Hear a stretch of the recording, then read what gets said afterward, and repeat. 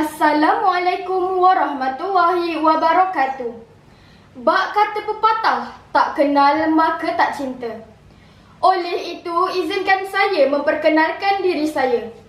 Nama saya Nurdia Banifsyah binti Heru Anwar. Umur saya 12 tahun. Saya belajar di Sekolah Kebangsaan Parit Nawi yang terletak lebih kurang 18 km dari Pekan Parit Jawa. Jawatan yang saya sandang ialah Ketua Pengawas Sekolah, Pengerusi Pergerakan Puteri Islam Malaysia SK Parit Nawi dan Setiausaha bagi Kelab Rukun Negara. Nak tahu hobi dan cita-cita saya? Hobi saya ialah membaca buku dan menonton televisyen. Manakala cita-cita saya pula ialah ingin menjadi seorang pensyarah yang cemerlang. Di dalam slide video ini, saya amat rasa teruja untuk berkongsi mengenai sebuah kisah yang telah saya baca dari buku cerita yang berjudul Cik Akademik Lawan Samsing Insaf. Di dalam buku cerita ini terdapat banyak isi yang menarik. Jadi, ayo kita dengarkan. Buku ini ditulis oleh pengarang wanita yang bernama Ain Maisarah bersama taulannya Rashila Nur Ain. Penerbit buku ini ialah Blink Books Sdn Berhad.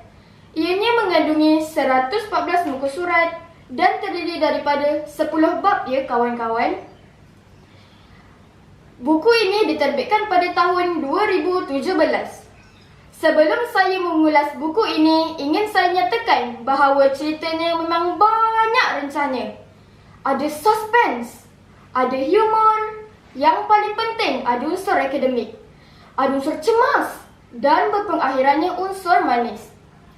Kawan-kawan, cik akademiknya sebenarnya Medina, manakala Chu Kok Yung pula Samsing Insaf. Kedua-dua pelajar ini bersekolah di Seri Bangsar. Chu Kok Yung merupakan pelajar bermasalah. Sikapnya yang malas, sombong dan sering menunjukkan Samsing di dalam kelas, menyebabkan prestasi pembelajarannya pada tahap yang lemah sehingga hampir semua ujiannya hanya kecapi 20% ke bawah. Sifat kedegilan itu menyebabkan ramai kawan-kawan tidak menyukainya. Turut mendapat tamparan hebat Cikgu Amnah yang merupakan guru disiplin. Saban hari terpaksa menyelesaikan kes Chu Kok Yung. Bukan sahaja kes dalaman, namun ada juga kes di luaran kawasan sekolah yang terparit juga Chu Kok Yung sebagai penyebabnya. Dalam pada masa yang sama, Medina hadir sebagai watak pendamping utama Chu Kok Yung. Medina lah insan yang merubah sikap si Samsing Mering berkenaan. Medina adalah seorang pelajar yang pandai dan sudi membantu Chu Kok Yung. Teknik pengajaran dan perkongsian ilmu Medina yang mudah difahami serta menyeronokkan membuatkan si Samsing tadi berminat untuk perbaiki kualiti pelajarannya. Perkembangan sasiahnya semakin baik, pencapaian akademiknya meraih kecemerlangan. Plot cerita menjadi suspense apabila Medina tiba-tiba menghilangkan diri dan tidak hadir ke sekolah. Si Samsing itu tercari-cari sahabat yang selalu membantunya. Dalam benak fikirannya, tentu Medina ditimpa satu tragedi menyayat hati. Yang sebenarnya Medina kesyul menguruskan masalah keluarganya.